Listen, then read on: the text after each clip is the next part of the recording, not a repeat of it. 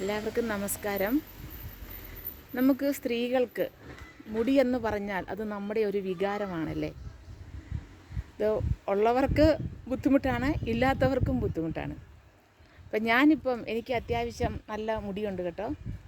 അപ്പം എനിക്കിപ്പോൾ കുറച്ച് നാളായിട്ട് ഒരു ഷോൾഡറിനൊരു പ്രശ്നമുള്ളത് കൊണ്ട് കൈ പുറകോട്ട് തിരിച്ച് മുടി കെട്ടാൻ പറ്റുന്നില്ല.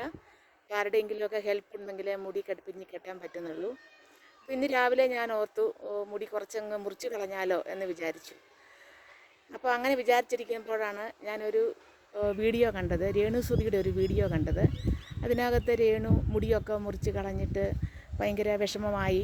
രേണുവിൻ്റെ കുഞ്ഞിനും അത് കണ്ടപ്പം ഭയങ്കര വിഷമമായി, മുടിക്ക് ഒട്ടലുണ്ട് എന്നൊക്കെ പറയുന്ന ആ വീഡിയോ കണ്ടപ്പോൾ എനിക്ക് എന്തോ വല്ലാത്തൊരു വിഷമം തോന്നി.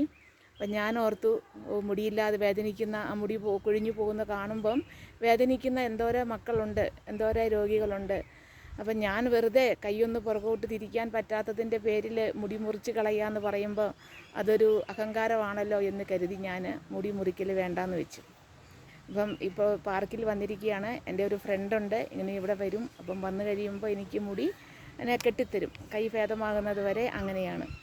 പക്ഷേ ഈ കീമോ മരുന്നുകൾ ക്യാൻസർ കോശങ്ങളോടൊപ്പം മുടിവേരിലെ കോശങ്ങളെയും ബാധിക്കും. ഇതുമൂലം മുടി ദുർബലമായി കൊഴിയാൻ തുടങ്ങും. കീമോ ചികിത്സ പൂർത്തിയായി 2-3 മാസത്തിനുള്ളിൽ പുതിയ മുടി വളരാൻ തുടങ്ങും. അപ്പം രേണു വിഷമിക്കൊന്നും വേണ്ട. രേണുവിന് കീമോയൊക്കെ കഴിഞ്ഞ് 2-3 മാസത്തിനുള്ളിൽ മുടിയൊക്കെ വളരും. മുടിയൊക്കെ വളർന്നു കഴിയുമ്പം അസുഖമാകും. മുടിയില്ലല്ലോ എന്നോർത്തോ മുടി പോയെന്നോർത്തോ ഒന്നും രേണു വിഷമിക്കേണ്ട. എല്ലാവരുടെയും പ്രാർത്ഥനകളൊക്കെ രേണുവിനൊപ്പമുണ്ട്.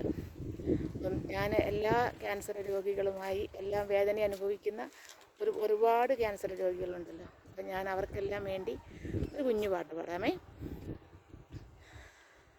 ദൈവത്തിൻ്റെ കുഞ്ഞല്ലേ നീ, സങ്കടത്താൽ പാടിയിടല്ലേ,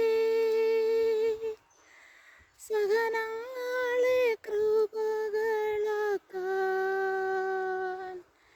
യേശുവിൻ്റെ ക്രൂശിൽ നൽകൂ.